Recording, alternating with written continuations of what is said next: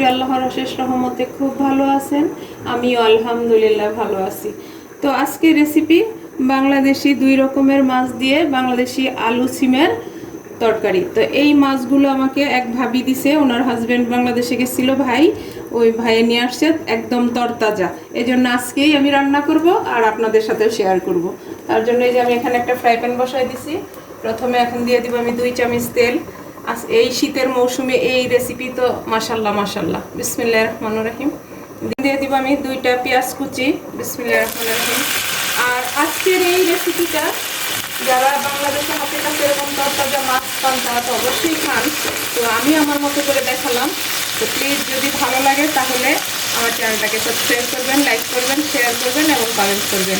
আর আজকের এই রেসিপিটা তো আমার অনেক প্রিয়। পেঁয়াজটা হালকা ভাজা হয়ে গেছে।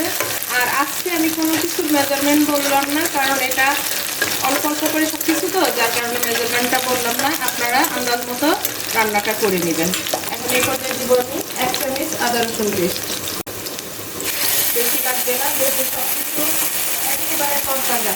একটু পানি দিব, সামান্য একটু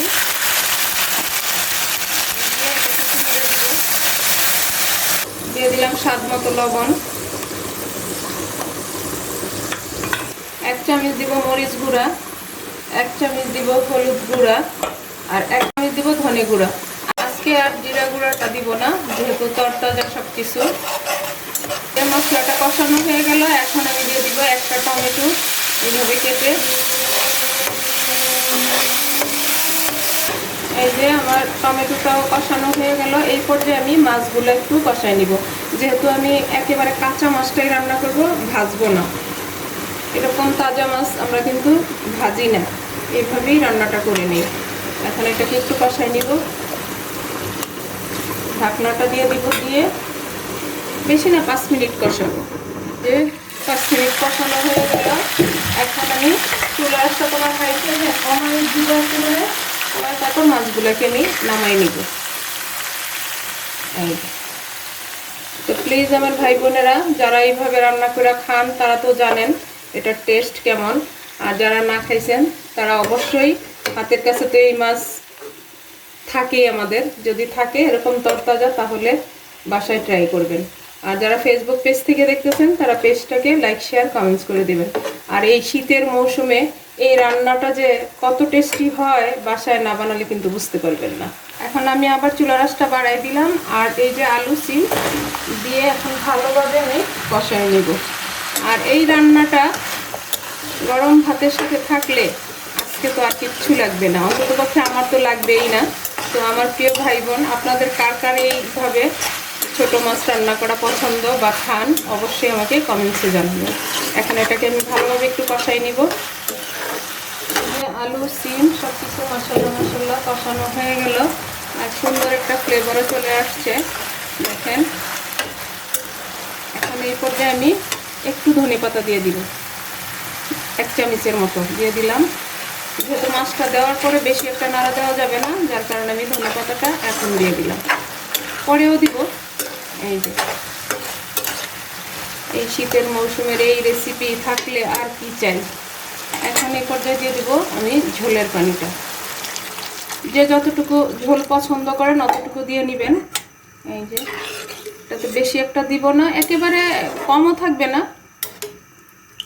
মোটামুটি থাকবে। এখন এই পর্যায়ে এই যে মাছটা কষায় রাখছি মাছগুলো দিয়ে দিব। মাছগুলো একটু হালকা হাতে নেড়ে সমান করে দিব।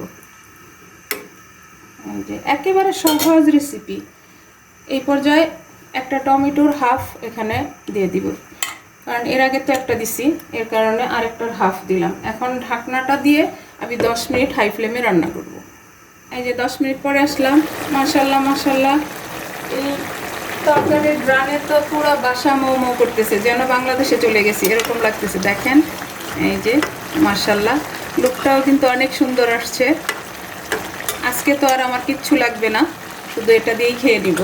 এখন এই পর্যায়ে দিয়ে দিব আরও 1 চামচ ধনেপাতা দিয়ে এখন এটাকে আমি নামাই নিব। হয়ে গেল আমার আজকের 2 রকমের ছোট মাছ দিয়ে দেশি আলু সিমের তরকারি। এখন সার্ভ করে নিব, আর সবাই অপেক্ষা করতেছে এটা দিয়ে ভাত খাওয়ার জন্য। দেখেন মাশাল্লাহ মাশাল্লাহ, এটাতে এক বসাই খেয়ে ফেলবে সবাই, এত টেস্টি হয়েছে। প্লিজ আমার ভাই বোনেরা, আপনারা যদি আপনাদের কাছে একটু ভালো লাগে তাহলে অবশ্যই আমাকে কমেন্টসে জানাবেন। তো যাই হোক, আজকে আমার প্রিয় ভাবির দেওয়া মাছ দিয়ে দেশি আলু সিমের তরকারিটা রান্না করা শেষ হয়ে গেল। আমি আপনাদের কাছ থেকে বিদায় নিব, আবার নতুন কোনো রেসিপি নিয়ে আসবো। আল্লাহ হাফেজ।